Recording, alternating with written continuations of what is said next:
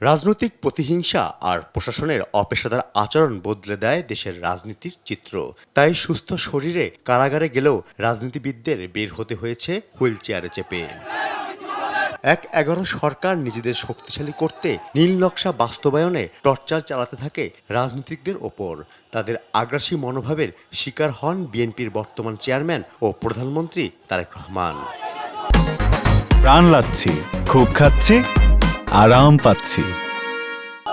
২০০৭ সালের ৭ মার্চ তারেক রহমানকে গ্রেপ্তার করে তৎকালীন সেনা সমর্থিত সরকার।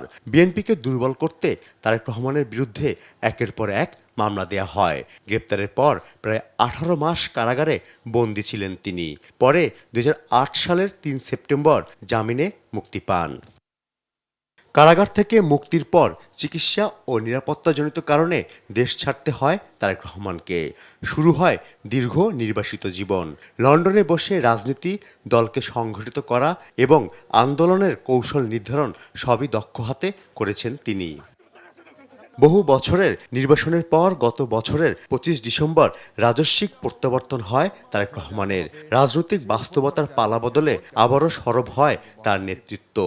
দলের পুনর্গঠন, নির্বাচন এবং জনসমর্থনের ধারাবাহিকতায় শেষ পর্যন্ত দেশের জনগণের ভোটে সরকার গঠন করে বিএনপি। একসময় কারাগারে থেকে মুক্তি পাওয়া সেই রাজনীতিকই আজ দেশের প্রধানমন্ত্রী।